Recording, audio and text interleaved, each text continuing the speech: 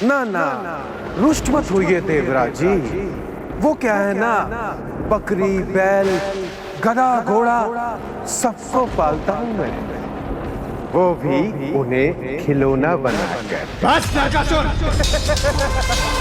तो साहस की भी सीमा होती है। यदि युद्ध करना हो तो मेरे समक्ष खड़े रहो, अन्यथा अपनी पराजय स्वीकार कर अभी और इसी क्षण यहाँ से लौट जाओ।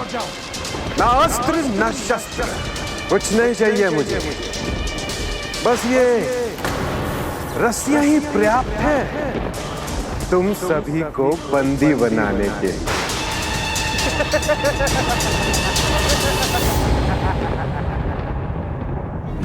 इंद्रदेव और अन्य देवतागण हमसे इतनी प्रतीक्षा क्यों करवा रहे हैं?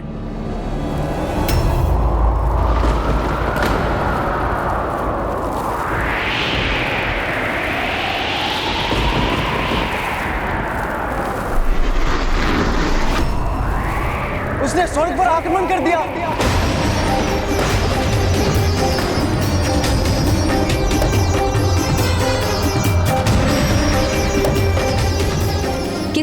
किसने किया है आक्रमण वायुदेव? नरका! वायुदेव!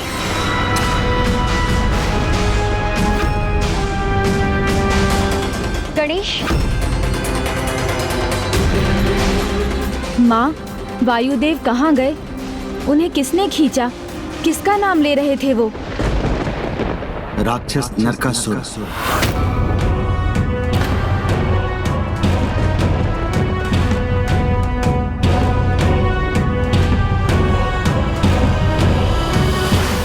वायुदेव!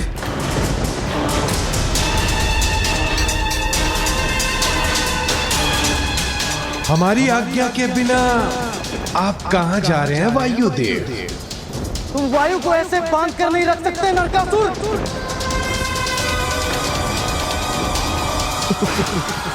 पर एक बकरी को तो बांध के रख सकता हूं ना। बस नरकासुर! बहुत हुई तुम्हारी उद्दंडता, तुम्हें इसका दंड अवश्य मिलेगा।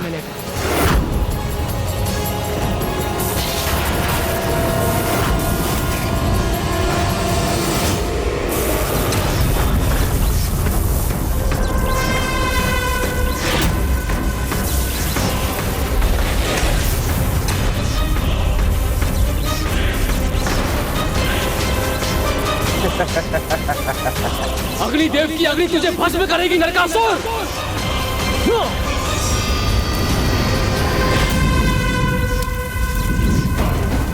वरुण देव के जल प्रवाह से तू बच नहीं सकेगा नरकासुर। गणेश, जो उसे आशीर्वाद प्राप्त हुआ है उसके अनुसार देवता उसका सामना नहीं कर सकते। तब मुझे उनकी सहायता के लिए जाना चाहिए। बस हो गया संतोष? या अभी और कोई देवता भी है जो अपना पराक्रम दिखाना चाहता है? सूर्यदेव की किरणों से कोई बच नहीं सका मूर्ख। मेरे तेज से तुम्हारे जैसे अहंकारियों का अहंकार पल भर में भस्म हो जाता है।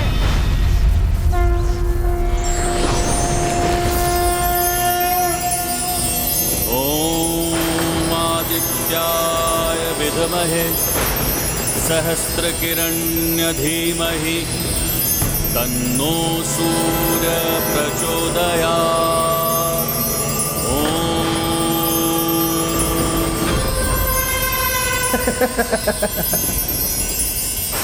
ओह, इतना प्रयास करने के बाद भी कुछ नहीं हुआ।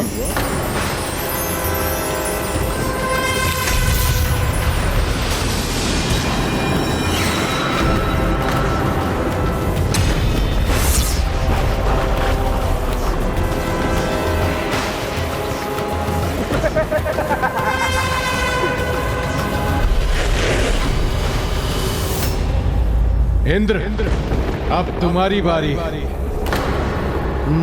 क्या हो तुम? भेड़, एक कायर भीरू भेड़। अब ये स्वर्ग भी मेरा हुआ और यहाँ के देवता भी।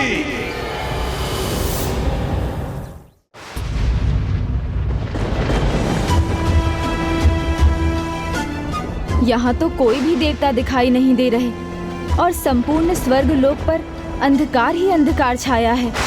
इतना शक्तिशाली कैसे है ये नरकासुर? कौन है ये? नरकासुर कौन है, क्या है, अब इस संसार को पता चलेगा। इस अंधकार में ही देवताओं का संकेत छिपा है। क्या हुआ, कैसे हुआ, पहले तो ये जानना आवश्यक है।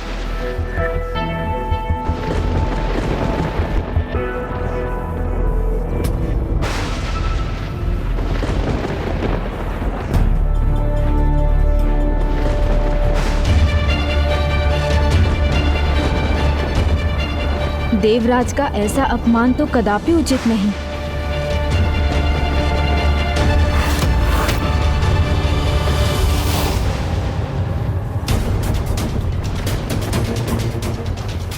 इतना शक्तिशाली असुर है ये नरकासुर।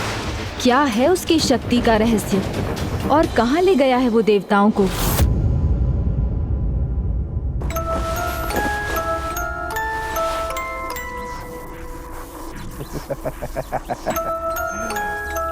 अंततः मेरे अधीन हो गए ये देवता भी। स्वर्गाधिपति देवराज इंद्र, तुम्हारी आवाज से ना मेरे कान पक जाते, इसलिए मैंने ऐसा किया। मैं क्या करता, देखो तुमने मुझे विवश कर दिया। ना ना ना देवराज जी, यूं मिमिया कर मुक्त करने की भिक्षा मांगने का भी अवसर मैं नहीं दूंगा, क्योंकि उसके लिए भी समय खत्म हो चुका है। बहुत देर हो गई मुझे। नरकासुर तो पहले ही देवताओं और स्वर्गलोक को अपनी अंधकारी माया में बांध चुका है। कष्ट तो बढ़ेगा, नरकासुर के बंदी बने हो, कष्ट कैसे नहीं बढ़ेगा? अभी तो तुम्हें पता ही नहीं, ये रस्सियां साधारण रस्सियां नहीं, ये मंत्रित मायावी रस्सियां हैं, जो कि हर घंटे छोटी छोटी होती जाएंगी और ये फंदा तुम सबको कसता जाएगा। पता है ना, रस्सी जल जाती है पर उसका बल नहीं जाता। फंदा कसा नहीं कि तुम्हारे पुतले के टुकड़े बिखर जाएंगे।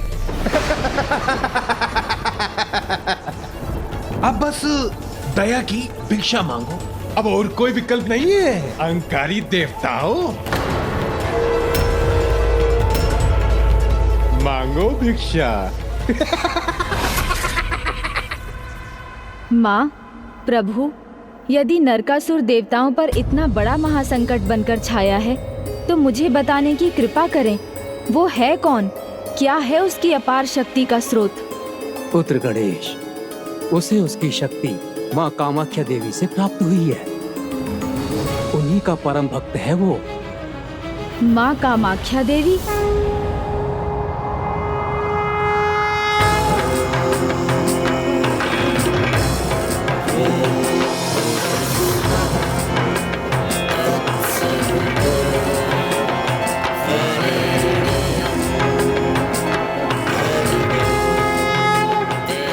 कामाख्ये काम संपन्ने कामेश्वरी हर प्रिये कामनाम तेहि मे नित्यम कामेश्वरी नमोस्तुते कामदे कामरूपस्ते सुभगे सुवसिते करोमि दर्शनम देवना सर्व कामार्थ सिद्धे कामाख्या वरदे देवी नील पर्वत वासिनी तन देवी जगन माता योनि मुद्रे नमोस्तुते।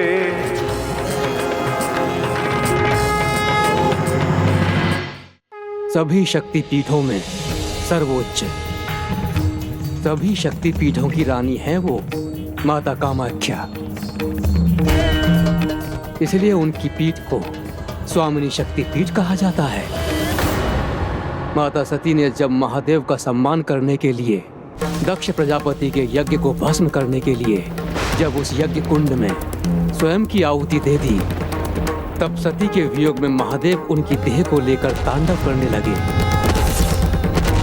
तो नारायण उन्हें शांत करने और जगत कल्याण की चेष्टा से देवी सती की देह को अपने सुदर्शन चक्र से 51 भागों में विभाजित किया।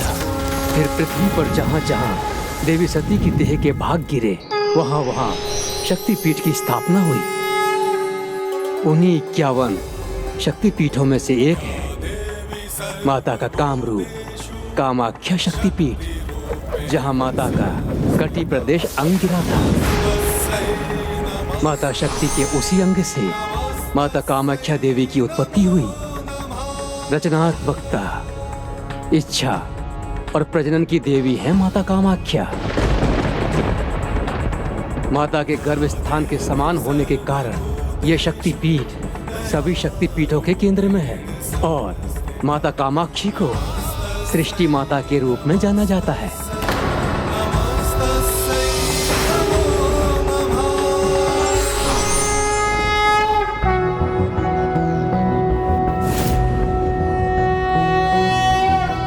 उद्दद भानु सहस्त्र